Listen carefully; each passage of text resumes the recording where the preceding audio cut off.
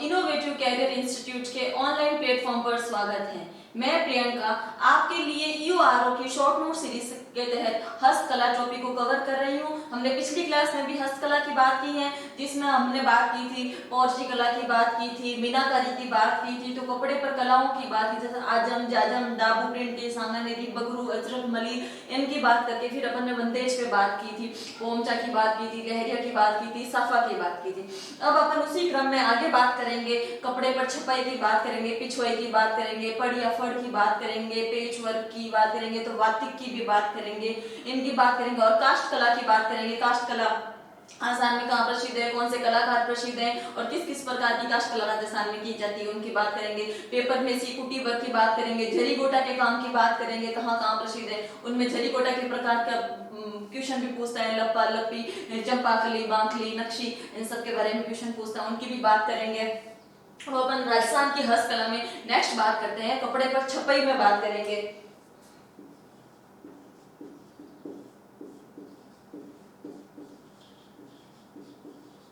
कपड़े पर छपाई अगर टॉपिक की बात करें, इसमें अपन बात करेंगे पिछवाइयां की बात करेंगे। कपड़े पर छपाई की जाती है पिछवाइयों में।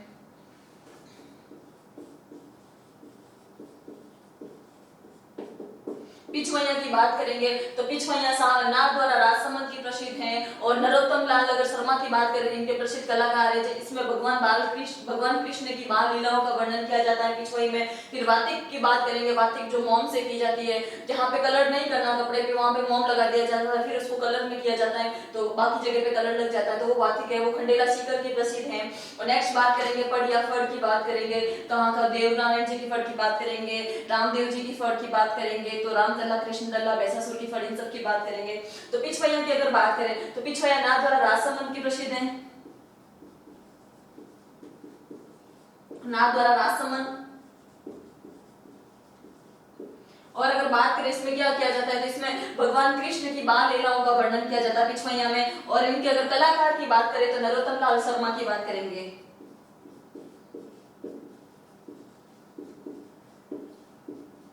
जिन्होंने सबसे ज्यादा इनको प्रसिद्ध किया पिछवाइयों को, नरोत्तम लाल शर्मा की बात करेंगे। और भगवान कृष्ण की बाल लीलाएं,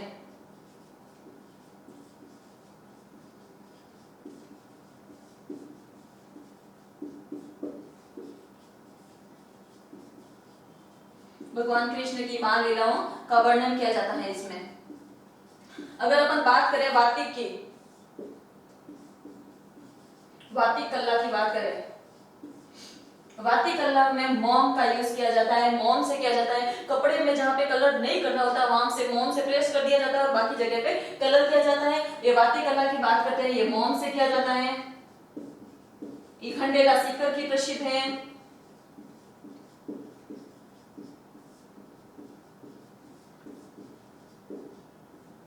और इनके प्रसिद्ध कलाकार की अगर बात करें, उमेश चंद्र शर्मा की इनकी बात करेंगे, प्रसिद्ध कलाकार की बात करेंगे तो उमेश चंद्र शर्मा प्रसिद्ध कलाकार है। वातिक कला की बात करेंगे। सबसे पहले बात की पिछवाइयां की, फिर बात की वातिक कला की। नेक्स्ट में अपन बात करेंगे बॉर्डर छपाई की बात करेंगे। बॉर्डर छपाई,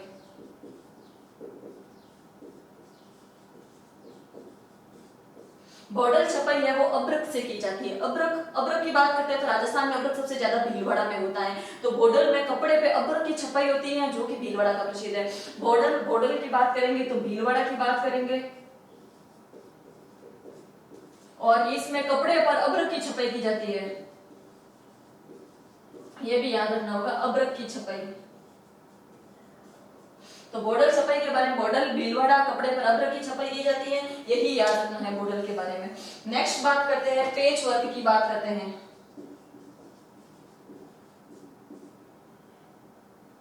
पेच वर्क कला की अगर बात करें तो पेच वर्क में क्या होता है, पेच वर्क में अलग अलग कपड़े लेते हैं, उनको डिजाइन्स में काटते हैं, फिर उन अलग अलग कपड़ों को जोड़ के सिलाई की जाती है, वो पेच वर्क कहलाता है। पेच वर्क सबसे ज्यादा प्रसिद्ध की बात करते हैं तो बाड़मेर का भी है, शेखावटी का भी है, तो तिलोनी अजमेर की भी बात करेंगे।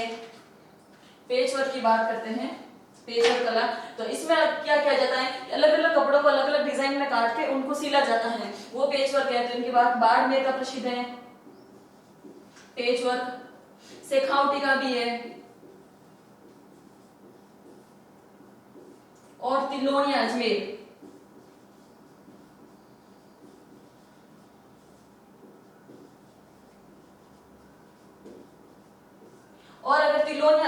बात करते हैं तो सबसे ज्यादा चमड़े का कार्य अगर बात करेंगे तो तिलोनी अजमेर में होता है। चमड़े का सर्वाधिकारी है वो तिलोनी अजमेर में होता है, चमड़े का सर्वाधिकारी है।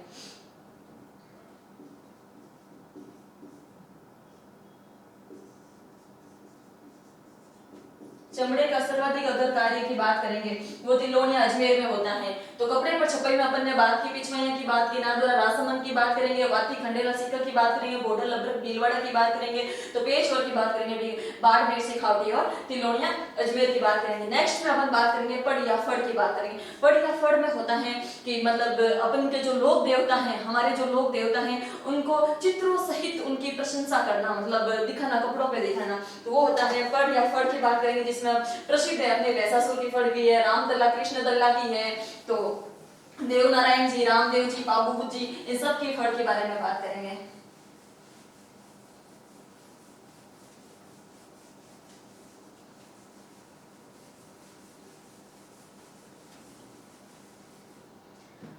हमारे लोक देवताओं का चित्रों सहित वर्णन करना, मतलब उनकी प्रशंसा करना की बात करते हैं तो वो पड़ या फड़ होता है। तो उसको पड़ ये कहते हैं, फड़ भी कहते हैं, फड़ तल्ला। इसमें अपन पढ़ेंगे भैंसासुर की फड़ भी पढ़ेंगे, तो रामदल्ला कृष्ण दल्ला की भी पढ़ेंगे, रामदेव जी, बाबू जी, देव नारायण जी, सब की बात कर रहे हैं। तो सबसे पहले बात करते हैं भैंसासुर की फड़। भैंसासुर की अगर फड़ की बात करें तो भैंसासुर की फड़ के बारे में अपन को 3 पॉइंट याद रखने, क्या क्या याद रखने। एक तो होता है इनका मौन, मतलब मौन वाचन किया जाता है, इनका वाचन मौन किया जाता है, और इनका वाद्य यंत्र नहीं होता है, बिना वाद्य यंत्र के इनका किया जाता है ये जो फड़ का वाचन, इसमें वाद्य यंत्र नहीं होता है। तीसरा ये बावरी जाति, जो बावरी जाति के लोग होते हैं वो इस फड़ का वाचन करते हैं।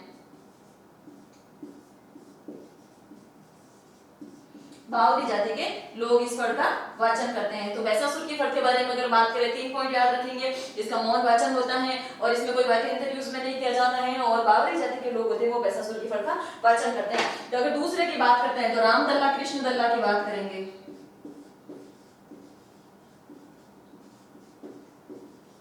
रामदल्ला कृष्ण दल्ला के अगर फड़ की बात करते हैं तो इसमें भी अपन को 2-3 पॉइंट याद रखने हैं। इसमें क्या इनका भी मौन वाचन किया जाता, मतलब इनका वाद्य यंत्र नहीं होता और दिन में वाचन किया जाता है, इसके बारे में याद रखेंगे।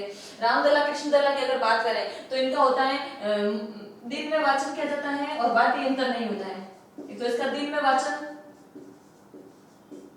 और नेक्स्ट बात करते हैं तो इनमें भी वाद्य यंत्र नहीं होता है, वाद्य यंत्र नहीं होता है। और अगर बात करें रामदल्ला कृष्ण दल्ला किस एरिया में प्रसिद्ध है तो वो हड़ौती क्षेत्र में प्रसिद्ध है। और फिर बात करते हैं कि सबसे पहले इस चित्रकला को किसने किया, फेमस किसने किया, तो धूलजी चितेरे नाम के शाहपुरा के थे, उन्होंने इसको प्रसिद्ध किया है। तो अगर बात करते हैं ये हड़ौती क्षेत्र, तो हड़ौती क्षेत्र में ये प्रसिद्ध है। और इनके अगर कलाकार की बात करते हैं तो कलाकार की तो धूलजी चितेरे,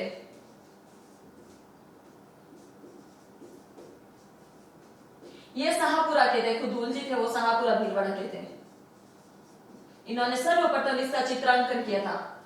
तो रामदल्ला कृष्ण दल्ला फड़ की बात करते हैं तो ये दिन में वाचन होता है, इसका कोई वाद्य यंत्र इसमें यूज नहीं होता, ये हड़ौती में होती है। और अगर बात करते हैं कि इनके सबसे पहले चित्रांकन इस फड़ का किसने किया था, तो सबसे पहले धूलजी चितेरे ने इन फड़ का चित्रांकन किया था। फड़ या फड़ की बात करते हैं जिसमें भैंसासुर की, रामदल्ला कृष्ण दल्ला के बात की। अब बात करते हैं रामदेव जी की फड़। ये पॉइंट याद रखने होंगे, अगर क्वेश्चन पूछेगा तो इसी में से पूछेगा, ऑप्शन दे देगा और अपन को हटाना या कुछ करना। कोई अगर ऑप्शन उल्टा दे देंगे तो उसको हटाना होगा, बाकी इसमें से नहीं निकालेंगे। रामदेव जी की फड़ की बात करते हैं।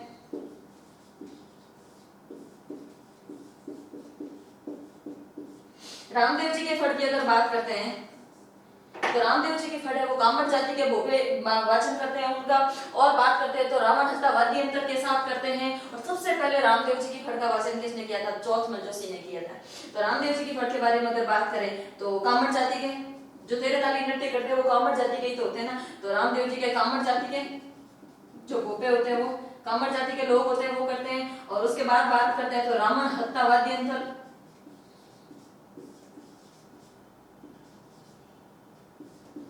रावण हत्ता वाद्य यंत्र के साथ करते हैं। और सबसे पहले रामदेव जी की फड़ का जो चित्रण है वो किन्होंने किया, तो वो चौथमल जोशी ने किया था।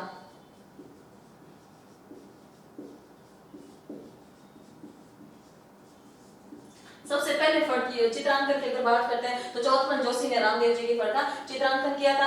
और रामानंदा वाद्ययंत्र के बाबू जी की फड़ का भी रामानंदा वाद्ययंत्र के साथ ही किया जाता है। और बाबू जी की फड़ की बात करते हैं, जब ऊंट बीमार हो जाता है तो उस टाइम ना वो नायक जाति के भोपे होते हैं, वो रामानंदा वाद्ययंत्र के साथ बाबू जी की फड़ का वाचन करते हैं। देवनारायण जी की फड़ की अगर बात करते हैं तो गुर्जर जाति के लोग देवनारायण जी की फड़ का वाचन करते हैं और उनका जंतर वाद्य यंत्र के साथ उनका वाचन किया जाता है। और 2 सितंबर 1992 को डाक टिकट जारी किया गया देवनारायण जी की फड़ पे। और देवनारायण जी की फड़ इसीलिए भी इंपॉर्टेंट, चाहे लोक देवता में देवनारायण जी ले या चाहे फड़ में ले, इसीलिए इंपॉर्टेंट हो जाते हैं क्योंकि अभी हाल ही में थोड़े टाइम पहले ही प्रधानमंत्री जी मोदी जी ने आके या मालासेरी डूंगरी असिंध भीलवाड़ा में आके देवनारायण जी की 1111वीं जयंती पर आके आए थे यहाँ पे, या उद्घाटन किया था, अपना स्पीच भी दिया था, इसलिए देवनारायण जी इंपॉर्टेंट हो जाते हैं।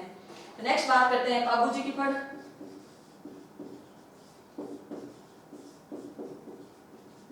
बाबू जी की फड़ की अगर बात करें तो बाबू जी की फड़ रामानंदा वाद्ययंत्र के साथ नायक जाति के हो जाएंगे। तो नायक जाति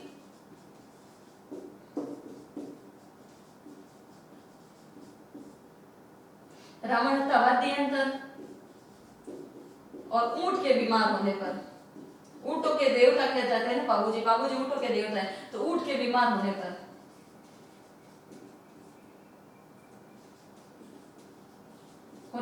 इसका वाचन किया जाता है। देवनारायण जी की फड़ की अगर बात करें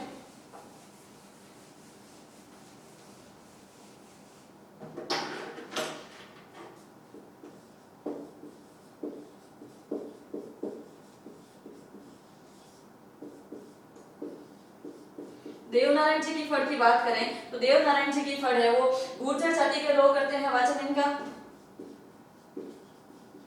तो गुर्जर जाति के लोग जंतर वाद्ययंत्र के साथ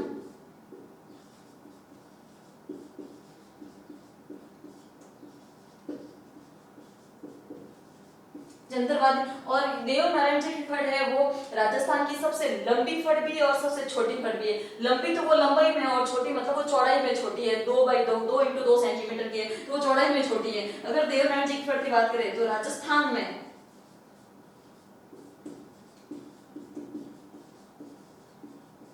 सबसे लंबी व सबसे लंबी एंड सबसे छोटी दोनों है वो देवनारायण जी की ही फड़ है।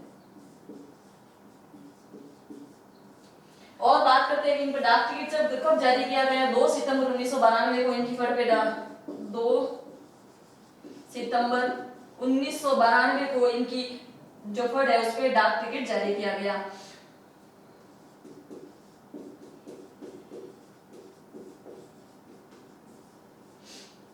नेक्स्ट में बात करते हैं कि देवनारायण जी की फड़ है वो जर्मनी संग्रहालय में भी रखी गई है। तो और बाकी किसी की फड़ है वो जर्मनी संग्रहालय में नहीं रखी गई, देवनारायण जी की फड़ है वो जर्मनी संग्रहालय में भी रखी गई। इसकी एक प्रतिलिपि जर्मनी संग्रहालय में भी रखी गई है। और ये इसलिए इंपॉर्टेंट है, अपन को पता है कि मालाश्री डोंगरी में देवनारायण जी का मंदिर है।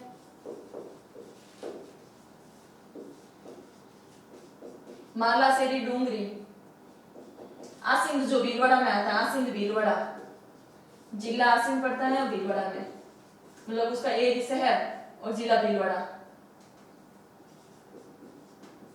यहाँ पे अभी पीएम मोदी आए थे और उन्होंने 1111वीं उसका जन्म इनका जन्म महोत्सव मतलब जयंती पे आए थे और इन्होंने उद्घाटन भी किया, स्पीच भी दिया, इसीलिए इंपॉर्टेंट होते हैं। और ये गुर्जर जाति के हैं, इसके साथ ही प्रधानमंत्री जी ने गुर्जर जाति के 2 लोगों का नाम भी लिया था। तो मतलब अपने जो क्रांतिकारी हुआ चाहे मतलब जैसे पन्ना धाई की बात की थी, पन्ना धाई जाति से गुर्जर है, इनका मूल नाम रामहरी था, उनकी भी बात की थी। और विजय सिंह पथिक की भी बात की थी जो कि भूप सिंह गुर्जर थे, भूप सिंह थे और गुर्जर जाति के थे, इसलिए उनकी भी बात की थी। नेक्स्ट अपन बात करेंगे काष्ठ कला की बात करेंगे। राजस्थान में काष्ठ कला कौन कौन सी है? राजस्थान में काष्ठ कला की बात करेंगे प्रभात जी सुथार सबसे ज्यादा उन्होंने गणगौर का चित्र बनाया था, उसकी बात करते हैं। काष्ठ कला है वो चित्तौड़ की प्रसिद्ध है, बस्ती चित्तौड़ की प्रसिद्ध है। उसके बाद बात करते हैं कि काष्ठ कला से क्या क्या, जैसे कठपुतली बनाई जाती है, तो बेवान बनाया जाता है, तो कावड़ भी बनाई जाती है, तो तोरण बनाए जाते हैं, या तीर कमान की बात करेंगे, लकड़ी के खिलौनों की बात करेंगे, बर्तन की बात करेंगे, झूले सब की बात करेंगे काष्ठ कला में।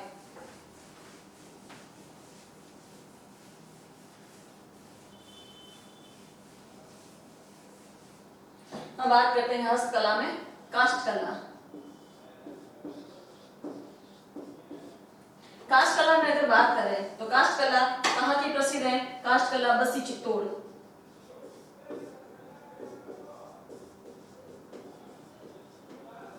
काष्ठ कला बस्सी चित्तौड़ की प्रसिद्ध है। और प्रभात जी सुथार,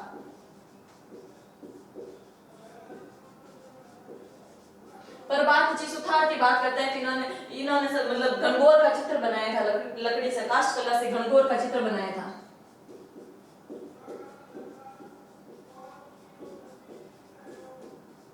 इन्होंने गणगौर का चित्र बनाया था। काष्ठ कला में बात करते हैं तो सबसे पहले बात करेंगे कठपुतली की। कठपुतली सबसे ज्यादा उदयपुर में, चित्तौड़ में, जयपुर में यहाँ बनाई जाती है। अर्डू की लकड़ी की बनाई जाती है, नट या भाट जाती है वो कठपुतली बनाती है। और कठपुतली की एक स्पेशल विशेषता है कि कठपुतली बनाते हैं पाँव नहीं बनाते हैं, कठपुतली में पाँव नहीं होते। बाकी कठपुतली के बारे में अपन राजस्थान के लोक नाट्य अगली क्लास में पूरा विस्तृत वर्णन करेंगे। अभी बात करते हैं तो अर्डू की लकड़ी की बनाई जाती है, अर्डू की लकड़ी की बनाई जाती है, नट या भाट जाती है।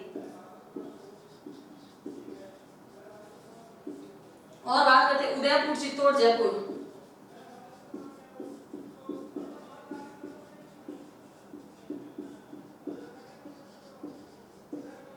उदयपुर, चित्तौड़ और जयपुर की बात करते हैं कठपुतली में। फिर बात करेंगे बेवान की बात करेंगे।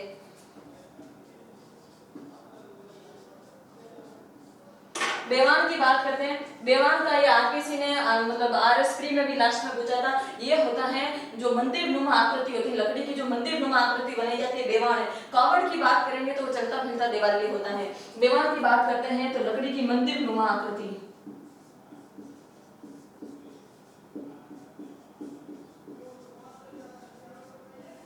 लकड़ी की मंदिर नुमा अगर आकृति की बात करें तो वो बेवान होता है। और कावड़ की बात करेंगे, कावड़ होता है चलता फिरता देवाली, लकड़ी का बनता है, चलता फिरता देवाली जिनको कहते हैं। ये दोनों लैंग्वेज में दे रखे थे और ये कंफ्यूजन करता है। कावड़ का यूज होता है श्रावण माह में शिव जी के शिवलिंग पे जो पानी लाके चढ़ाते हैं ना, वो कावड़ में लाया जाता है। कावड़ होता है लकड़ी का, चलता फिरता देवाली होता है। बेवान की बात करते हैं तो लकड़ी की मंदिर नुमा संरचना होती है, वो बेवान कहलाती है। नेक्स्ट बात करेंगे तोरण की बात करेंगे। जो लड़की की शादी के समय घर के बाहर जो लगाया जाता है उसको तोरण कहते हैं। और तोरण भी काष्ठ कला में ही आता है। और बात करेंगे तीर कमान की बात करेंगे तो बोडी गांव डूंगरपुर की और चंदूजी का गढ़ बांसवाड़ा की, वहां की बात करेंगे।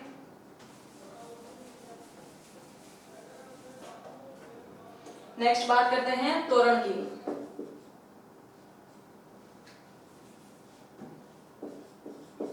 तोरण की बात करेंगे तो ये लड़की की शादी के समय घर के बाहर लगाया जाता है वो तोरण, ये लकड़ी का बनता है। और बात करेंगे तीर कमान की।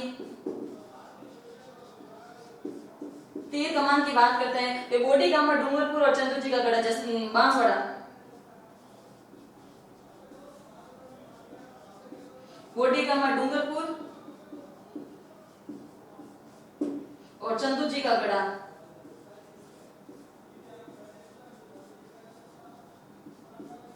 बांसवाड़ा। अब बात करेंगे कि लकड़ी के खिलौने कहाँ बनाए जाते हैं, लकड़ी के बर्तन कहाँ बनाए जाते हैं और लकड़ी के झूले कहाँ बनाए जाते हैं।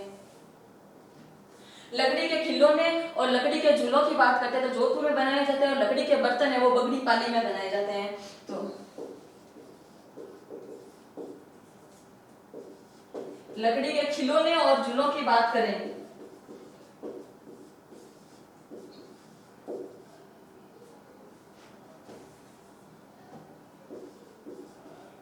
खिलौने और झूले की बात करें तो ये तो जोधपुर में।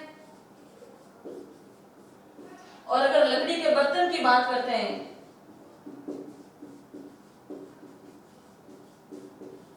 तो ये बगड़ी पाली में।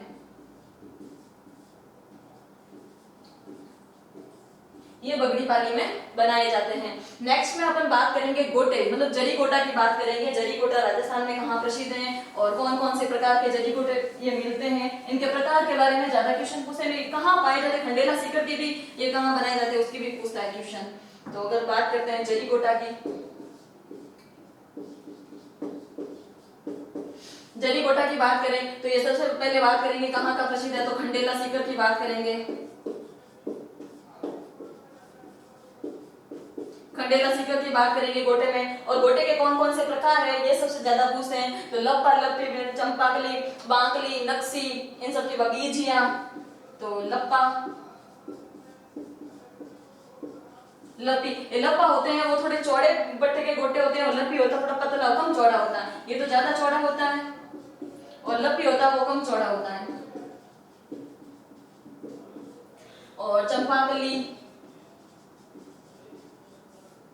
बांकली, बीजिया, नक्सी,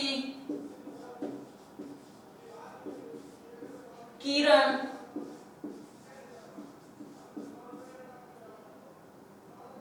और गोखरू। चंपाकली जो मतलब कपड़े के चारों जो गोट की जाती है ना, गोटे की, वो चंपाकली होती है। तो ये सारे जरी गोटा के प्रकार है, लप्पा, लपी, जो बांकली, किरण, बीजिया, नक्शी, गोखरू, ये सारे होते हैं वो गोटा के, जरी गोटा के प्रकार होते हैं। अब अगले में अपन बात करेंगे पेपर मेसी या कुट्टी का काम, जो कपड़े की मतलब कागज की लुगदी बना के जो सजावटी का सामान वगैरह बनाया जाता है, वो कहाँ का प्रसिद्ध है।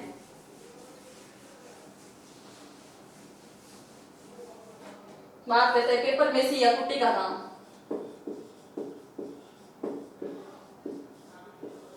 पेपर मेसी या कुट्टी का काम अगर की बात करते हैं तो ये जयपुर का प्रसिद्ध है। पेपर मेसी या कुट्टी का काम ये जयपुर का प्रसिद्ध है। इसमें कागज की लुगदी बना के सजावटी के सामान वगैरह बनाए जाते हैं। और इनकी अगर बात करते हैं, इनके प्रसिद्ध कलाकार की अगर बात करेंगे तो इनके प्रसिद्ध कलाकार के बारे में, पेपर मेसी या कुट्टी का काम बात करते हैं तो कागज की लुगदी बनाकर,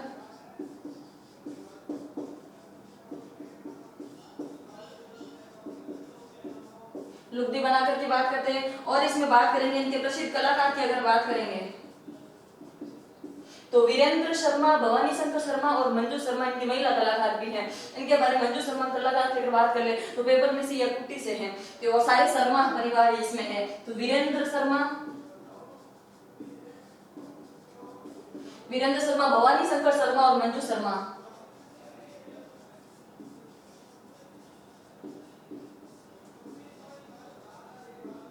और मंजू शर्मा की बात करते हैं, पेपर मेसी या कुट्टी के काम की बात करते हैं।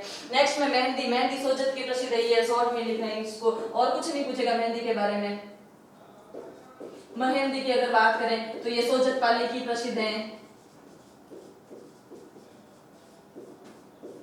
और मूर्ति कला की अगर बात करें, मूर्ति कला ऐसे सिंधु घाटी सभ्यता के समय से मूर्ति कला मतलब वो नर्तक की मूर्ति वगैरह मिली हुई है। लेकिन अपन बात करते हैं कि मूर्ति भारतीय मूर्ति कला का विश्व कोश किसे कहते हैं, तो अपन को पता विजय स्तंभ को कहते हैं। विजय स्तंभ का निर्माण कुंभा ने करवाया था। कुंभा का समय था 1433 से लेकर 68 का समय था, तो कुंभा ने करवाया था। वहां से अपन बात करते हैं मूर्ति कला की। मूर्ति कला सबसे ज्यादा प्रसिद्ध जयपुर की है।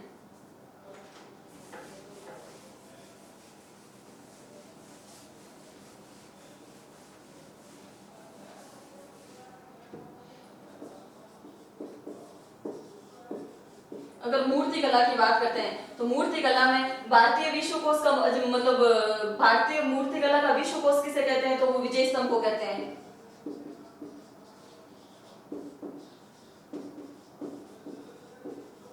भारतीय मूर्ति कला का अगर विश्व कोश की बात करते हैं तो ये कहते हैं विजय स्तंभ को कहते हैं। ये कुंभा ने निर्माण करवाया था, महाराणा कुंभा। विजय स्तंभ की बात करते हैं। और मूर्ति कला सबसे ज्यादा जयपुर की बात करते हैं। नेक्स्ट अपन बात करते हैं मिरर वर्क की बात करते हैं, जो कपड़े पे कांच का काम किया जाता है। वो सबसे ज्यादा तो सर्वाधिक प्रसिद्ध है, वो तो बाड़मेर का, चौटन बाड़मेर का, लेकिन सर्वाधिक काम है वो जैसलमेर में किया जाता है। मिरर वर्क की अगर बात करें, अगर मिरर वर्क की बात करते हैं तो सर्वाधिक प्रसिद्ध की बात करते हैं, सर्वाधिक प्रसिद्ध तो चौकटन बाड़मेर का है।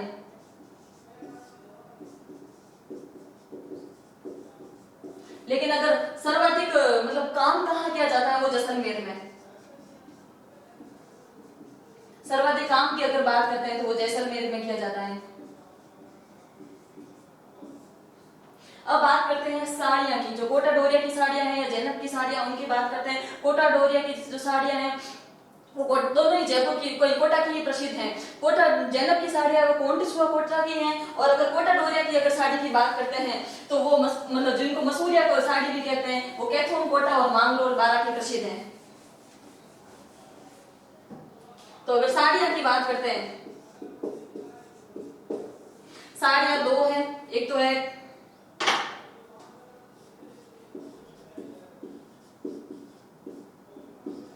जैनब की साड़ियाँ और एक है कोटा डोरिया की साड़ियाँ।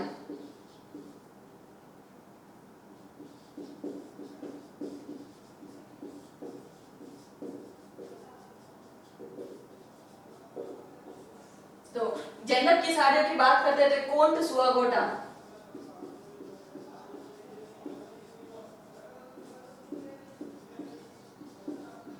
कोंटिसुआ कोटा की प्रसिद्ध है। और अगर कोटा डोरिया की साड़ी की अगर बात करते हैं तो ये कैथून कोटा और मांगरोल बारा।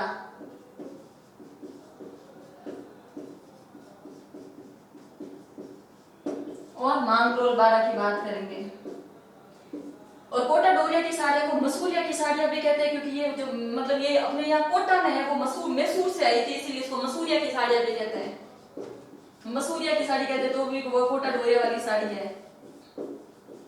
अगर मसूरिया की साड़ी की बात करें तो वो कोटा डोरिया की साड़ी है, कैथून कोटा और मांगरोल बारा में है। और अगर जैनब की साड़ी की बात करें तो कोटसुआ कोटा की प्रसिद्ध है। नेक्स्ट में हम बात करते हैं जो जूतियां हैं, जो मोजड़ी है वो कहाँ की। जूतियां भी दो प्रकार की होती है, एक चमड़े की जूतियां हो जाएगी और एक कसीदे की जूतियां हो जाएगी।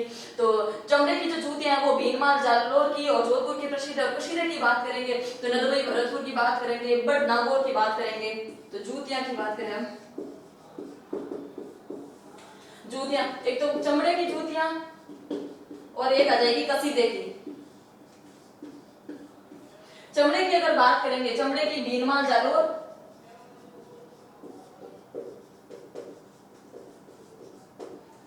और बात करेंगे जोधपुर की। कसीदे की बात करेंगे तो नदबई भरतपुर,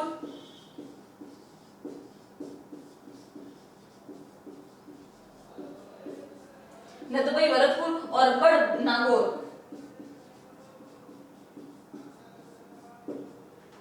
आगे अपन बात करेंगे कि कृषि के औजार कहाँ बनाए जाते हैं। कृषि के औजार की बात करेंगे तो नागौर में और जयसिंहपुरा गंगानगर में। और वो खेल के और सामान की बात करेंगे तो हनुमानगढ़ की बात करेंगे।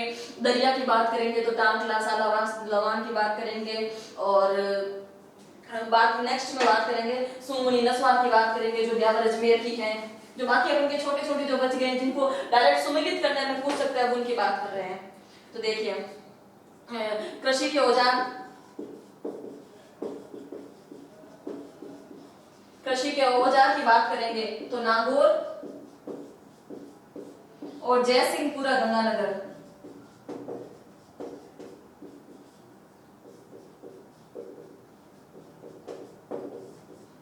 और बात करते हैं खेल के सामान। खेल के सामान की अगर बात करें तो वो हनुमानगढ़ के प्रसिद्ध हैं। और खस से इत्र का बनाया जाता है, अगर ये बात करें तो खस है वो अपने पश्चिम जो पूर्वी राजस्थान है वहां, जैसे सवाई माधोपुर करौली वहां होती है खस, तो खस का इत्र सवाई माधोपुर और करौली हो जाएंगे। खस के इत्र की बात करेंगे तो सवाई माधोपुर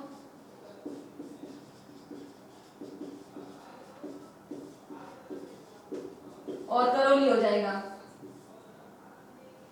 और अगर बात करें कि इनका सूंगड़ी नस्वार, सूंगड़ी नस्वार की बात करें तो ये ब्यावर अजमेर।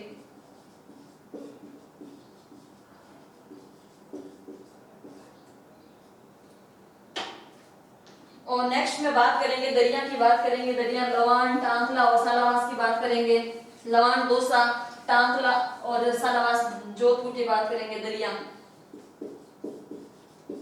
दरिया की बात करेंगे तो सालावास जोधपुर,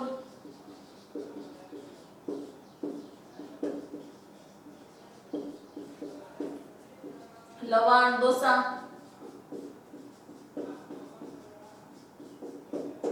और डांकला में।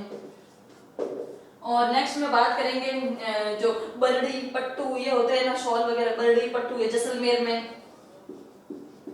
अगर बरड़ी पट्टू की बात करेंगे तो ये जैसलमेर में।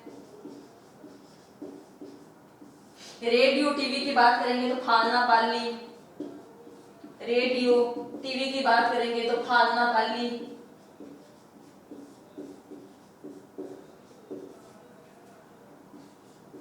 छाते भी इसमें रेडियो टीवी छाते की बात कर लेंगे। राजस्थान की हस्तकला में हमने अब जो भी एग्जाम में पूछ सकता है इधर से सामने सुमेलित करने में या असंगत में अपन अच्छे से डिस्कस किया है। आई होप इससे बाहर क्वेश्चन भी नहीं जाना चाहिए और आपको भी क्लास पसंद आई होगी। अगर आपको क्लास पसंद आई है तो आप कमेंट कीजिए, शेयर सब्सक्राइब कीजिए। और अगर इसकी शॉर्ट नोट्स पीडीएफ चाहिए तो इनोवेटिव कैरियर इंस्टीट्यूट के टेलीग्राम चैनल पे आपको मिल जाएगी। धन्यवाद।